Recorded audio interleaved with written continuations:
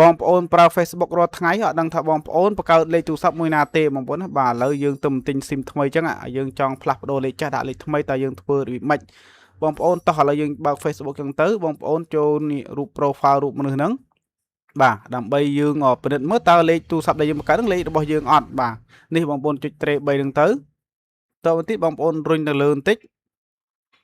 បាទហើយបងប្អូនចូល setting and privacy ហើយទឹកមកបន្ទាប់មកទៀតបងប្អូនចូល setting លើនោះបាទចូល setting ទៅ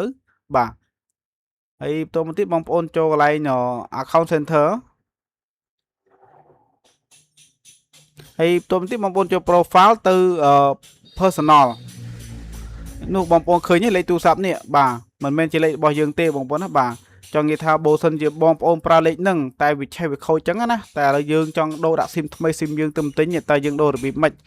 ឡូវបងប្អូនឆែក SIM ថ្មីយើងសិនតើលេខប្រមាណបាទអញ្ចឹងបងប្អូនយកលេខហ្នឹងបាទទៅជំនួសលេខចាស់មិញបងប្អូនណាបាទអាហ្នឹងករណីថាលេខបងប្អូនខូចឬក៏ឆេះឬអីចឹងណាបាទឬក៏យើងឆែកទៅថាមិនមែនលេខយើងទេឥឡូវយើងទៅដូរលេខហ្នឹងចេញបងប្អូនណាបាទឥឡូវយើងដាក់លេខថ្មីហ្នឹងចូល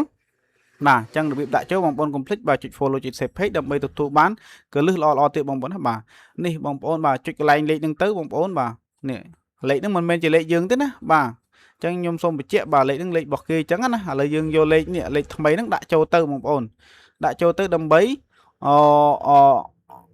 រុញច្រានលេខគេចោលអញ្ចឹងបងប្អូនណាបាទ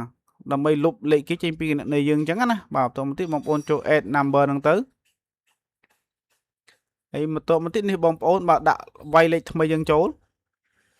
វាយលេខថ្មីយើងចូលទៅហើយបាទខ្ញុំសូមបញ្ជាក់ដែរបើសិនជាខាងលើចាប់ប្រទេសគេផ្សេងយើងដាក់ប្រទេសយើងអញ្ចឹងណាបាទនិយាយទូទៅខាងលើហ្នឹងគឺចាប់ប្រទេសយើងអូតូហើយដោយសារយើងនៅស្រុកខ្មែរយើងបាទចាប់លេខប្រទេសយើងអូតូហើយតោះទៀតបងប្អូនដាក់លេខថ្មីចូលទៅលេខថ្មីខ្ញុំឆែកឲ្យមិញហ្នឹងបាទអញ្ចឹងបងប្អូនរងចាំនេះបងប្អូនគ្រីស Facebook យើងនេះបងប្អូនណាបាទខាងអានេះឃើញ Facebook បាទអញ្ចឹងបងប្អូនគ្រីស Facebook បងប្អូនចុច next ទៅបាទគ្រីស Facebook ហ្នឹងណាបាទគ្រីស Facebook ជាមួយលេខហ្នឹងបងប្អូនចុច next ទៀតបាទត្រង់នេះបងប្អូនរងចាំលេខកូដ6ខ្ទង់បងប្អូនណាបាទអញ្ចឹងបងប្អូនរងចាំផ្លេចលេខកូដ6ខ្ទង់មកលើហើយបាទអញ្ចឹងកន្លែងនេះរៀងចាំរៀងយូរតិចដែរបងប្អូនណាបាទអញ្ចឹងវាផ្ញើលេខកូដ6ខ្ទង់ទៅលេខខ្ទុយ82អាលេខថ្មីយើងហ្នឹងដើម្បីយើងយកលេខកូដហ្នឹងមកដើម្បីលេខថ្មីហ្នឹងគឺវាជំនួសចូលលេខចាស់អញ្ចឹងបងប្អូនណាបាទហើយសូមជែកដែរលេខចាស់ហ្នឹងប្រហែលជាមួយខែបានយើងលុបលេខចាស់បានបងប្អូនណាបាទដោយសារយើងទៅបញ្ចូលលេខថ្មីអញ្ចឹងក្រុមហ៊ុន Facebook គឺអត់ទាន់អនុញ្ញាតឲ្យយើងលុបទេបាទអញ្ចឹងតើតែយើងនៅចាស់ account សិនបាទនៅប្រហែលជាចាំ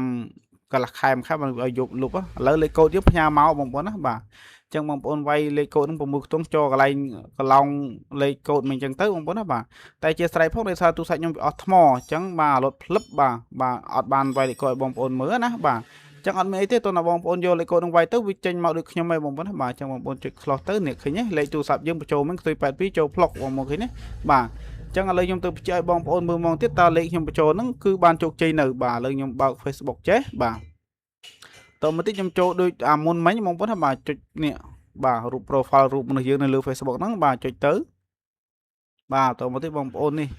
បាទចុច 3រងចាំផ្លេតបាទមកលើបងប្អូនបាទនេះ 3 មកលើហើយដោយសារតែយើងទៅម្ដងវិញវារៀងតឹងរៀងដើរយឺតបាទឥឡូវចុច 3